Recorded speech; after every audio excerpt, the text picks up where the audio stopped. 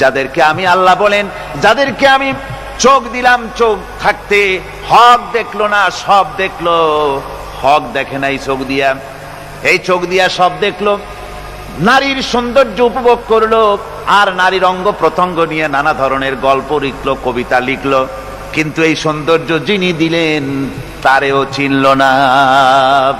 আছে না কত কবি আমাদের দেশে? আমার দেশের সেই কবি জাতীয় পুরস্কার পায় যে কবি নারীর বিশেষ বিশেষ অঙ্গ নিয়ে বেশি করে নির্লজ্জ কবিতা লিখতে পারে, ওই হলো সবচেয়ে বড় কবি। আমার বন্ধুগণ,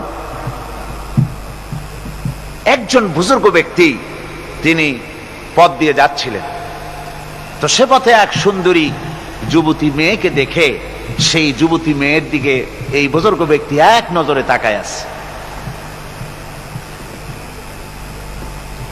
তখন এই ঘটনাটাকে কবি এভাবে লিখতেছেন সাজায়: একদা সুখদায়ক প্রমোদা বদন, দর্শন করিব ঝরিল নয়ন, হেসে কহে সে রূপসী সবিস্ময় মন, কহ দেখি মহাশয় কহ কি কারণ, বিষয় বিরাগী তুমি ভুবনে প্রচার, কি হেতু জন্মিল তব মানস বিকার, সামান্য ললনা রূপ করি দর্শন, উচিত না হয় তব অশ্রু বরিশন।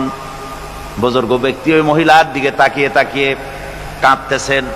সুন্দরী মহিলা বলেন, আল্লাহর বুজুর্গ বান্দা, আপনি এলাকার ভিতরে বুজুর্গ এবং পীর হিসাবে, বুজুর্গ ব্যক্তি হিসাবে আপনি বিখ্যাত, আজকে আমাকে এখানে দেখে আপনি আমার দিকে তাকায় আমার রূপ উপভোগ করতেছেন আর কাঁদতেছেন।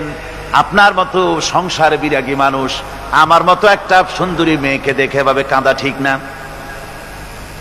বুজুর্গ ব্যক্তি বলছেন, হেসে কহিলাম বালে করহ শ্রবণ, নেত্র ঝরে তবু হেতু ভেব না এমন, যে শিল্পী রচিল ওই সুধাংশু বদন, তাহার তরে ঝরে নেত্র নয়নে জীবন। ও আল্লাহর বান্দি, আমি তোমাকে দেখি কান্দি না, আমার চোখে পানি বেরিয়ে গেছে। তোমারে দেখে আমি মনে মনে ভাবলাম, এত সুন্দর করে যিনি মানুষ বানিয়েছেন, না জানি ওই আল্লাহ রব্বুল আলামিন কত বড় সুন্দর। আমার ভাইরা, সুতরাং চোখ থাকতে ওরা আল্লাহ রাব্বুল আলামিনের কুদরত ওরা দেখে নাই, কান থাকতে কোরআনের আওয়াজ ওদের কানের মধ্যে ঢোকে নাই, বিবেক থাকতে আল্লাহর দ্বীনকে বুঝতে পারে নাই, চিন্তা করতে পারে নাই। আল্লাহ রাব্বুল আলামিন বলেন, উলাইকা কাল্লানাম, এরা হলো চতুষ্পদ জানোয়ার, বালহুম আদাল, শুধু জানোয়ার না, জানোয়ারের চাইতেও নিকৃষ্ট। এমনই জানোয়ার, আল্লাহ বলেন শুধু জানোয়ার না, জানোয়ারের মতো শুধু খায় জনমের মতো।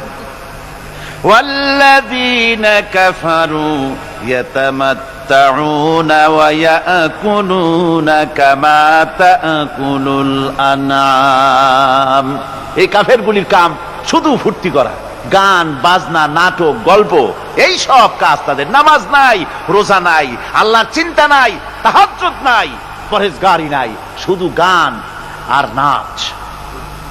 দেখেন না ফুর্তি। এই যে 1 জানুয়ারি রাত 12টার সময় আমার ঘুম ভেঙে গেল, এই যেখানে আমি ছিলাম, বিকট আওয়াজ। আমি মনে করলাম পাশের বাড়ি বুঝি ডাকাত পড়ছে।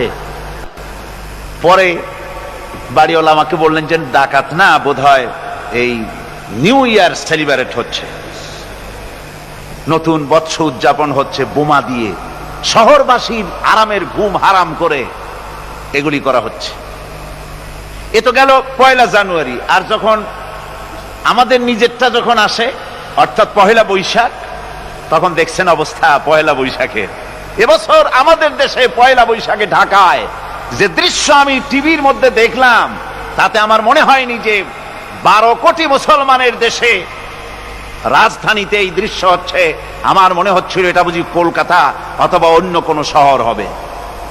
আমি দেখলাম সমস্ত যুবক যুবতী, নারী পুরুষ, বিভিন্ন বয়সের লোক সব একসঙ্গে রাস্তায় নেমেছে, নাচতেছে। তার মধ্যে বুদ্ধিজীবী আছে, শিক্ষিত লোক আছে, সমানে নাচতেছে। আর তাদের মুখোশ পরা, বানরের মুখোশ, কুকুরের মুখোশ, শূকরের মুখোশ, ঘোড়ার মুখোশ, পাতিশিয়ালের মুখোশ। এই মুখোশ পরে এভাবে নাচতেছে। আমি চিন্তা করলাম নববর্ষের সাথে কুত্তার মুখোশের সম্পর্ক কি? নববর্ষের সাথে পাতি শ্রীগালের মুখোশের সম্পর্ক কি? তাহলে ওরা কি বলতে চায় যে আগামী বছরটা আমরা কুত্তার ভূমিকায় অ্যাক্টিং করব, অথবা শ্রীগালের মতো ধূর্তামি করব জাতির সাথে? তারপরে কি করলো? সকাল বেলায় যুবক যুবতী পয়লা বৈশাখ সূর্য উদয়ের আগে রমনা লেকের পাড়ি গিয়ে সব দাঁড়িয়েছে বাসন্তী রঙের শাড়ি পরে। তারপরে সেখানে দাঁড়িয়ে সূর্য উদয়ের পানে তাকিয়ে সকাল বেলায় ভাবে করজোর করে বলছে, এসো হে নববৈশাখ স্বাগতম হে। নববৈশাখ অলক্ষে বোধহয় এটা শুনে বলতেছে, বাবাজিরা আমারে ডাকতেছো, অপেক্ষা করো আমি আসতেছি। আমারে ডাকতেছো, আমি আসতেছি, কোমরে গামছা বেঁধে আসতেছি, 225 মাইল স্পিডে আসতেছি, 30 ফুট উঁচু জলোচ্ছ্বাস নিয়ে আসতেছি, নববৈশাখের মজা সাত চাকায়। আমার ভাইরা, মুসলমান নববর্ষ উদযাপনের সাথে মুসলমানের কিসের সম্পর্ক? মুসলমান যদি এই দিন উদযাপনই করে তাহলে তাকে করতে হবে ফজরের নামাজ পড়বে। মুসলমান নববর্ষ উদযাপন করবে, ফজরের নামাজ পড়বে, তারপরে কোরআন শরীফ তেলাওয়াত করবে, দরুদ শরীফ পড়বে, আল্লাহর দরবারে হাত তুলে বলবে, রব্বুনা রাব্বিন, 1 বছর পার করে দিলাম, নাফরমানি ছাড়া কিছুই তো করি নাই, বিগত বছরে যা করেছি মাফ করে দাও, আগামী বছরটা গোটা জাতি আর দেশের জন্য কল্যাণকর মঙ্গলময় করে দাও। এটাই তো বলা উচিত ছিল নাকি বলে? তা না করে, তা না বলে, বৈশাখের পরিচালককে না ডেকে সরাসরি বৈশাখকে আহ্বান করা হয়েছে। আর বৈশাখ আহ্বান করার মজা জনমের মতো দেখাই দিয়েছে। আল্লাহ রাব্বুল আলামিন তাই বলেন, কাফেররা তাদের কাজ হলো শুধু খাওয়া, তারা এমন খাওয়া খায় জনমের মতো খায়। ইয়াকুলুনা কামা তাকুলুল আনাম, জানোয়ারে যেমন খায় ওই রকম খায়। তার মানে খায়, একটু বিসমিল্লাহ কয় না, খায়া যখন ছেড়ে দেয় তখন আলহামদুলিল্লাহ বলে না, বাহাদ দিয়ে খায়, আবার বাহাদ দিয়ে খায়। ডাব একটা কাটলো, বিসমিল্লাহ নাই, খাইলো, 2-4 ঢোক খাইয়া পুরা ডাবটারে ফেলাই দিল। ডাবটা কি তোমার বাজান তৈরি করছিল নাকি? একটু বিসমিল্লাহ বললা না, একটু শুকরিয়া আদায় করলেন। আমি গত এই যে ডিসেম্বর গেল, ডিসেম্বরের 16 তারিখ আমেরিকা থেকে এসেছি। ওখানে দেখলাম তারা প্রতি নভেম্বর মাসের শেষ বৃহস্পতিবার থ্যাঙ্কস গিভিং ডে অবজার্ভ করে। তা আমি জিজ্ঞেস করলাম, থ্যাঙ্কস গিভিং ডে জিনিসটা কি?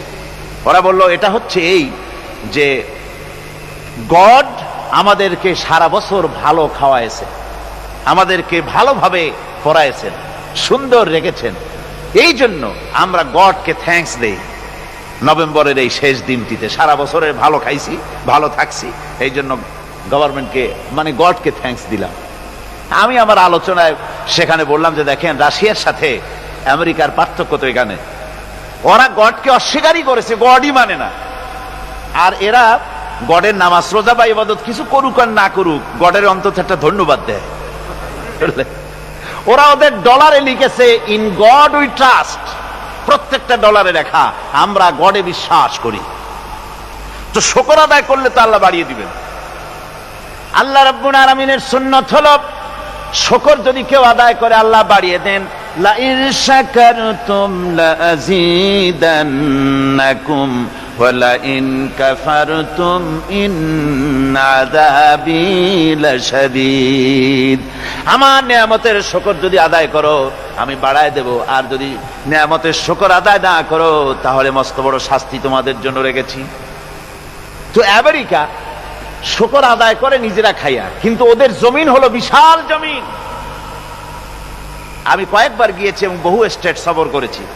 ওদের জমিন এত ফার্টাইল, জমিনে যদি রীতিমতো তারা ফসল ফলাতো, এই ফসল সারা দুনিয়ার দরিদ্র ভূমুক্ষ জনতাকে খাওয়াইয়া বাঁচাইতে পারত, কিন্তু ওরা তা করে না। ওরা করে কি? ওরা মুনাফার হার, বাজার দর ঠিক রাখার জন্য নির্দিষ্ট পরিমাণ জমিনে ফসল ফলায়, কিন্তু জমিন এতই উর্বর, ওদের মেজারমেন্ট করা, মাপ করা, হিসাব করা ফসল হয় না, ফসল হয় বেশি। তখন বাড়তি ফসলকে তারা প্রতি বছর লক্ষ লক্ষ টন আলু আর গমকে তারা সমুদ্রে নিক্ষেপ করে। তাদের আলু এবং গম সেই সময় তারা নিক্ষেপ করে সমুদ্রে যখন ইথিওপিয়া, সুদানে মানুষ না খেয়ে মরছে।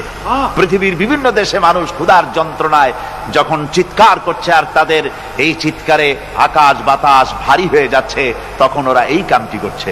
তাই আমি ওই প্রথম দিন বলেছিলাম যে রাশিয়া যেমন খান খান হয়েছে, অস্তিত্ব বিলুপ্ত হয়েছে আল্লাহর সাথে নাফরমানি করার কারণে।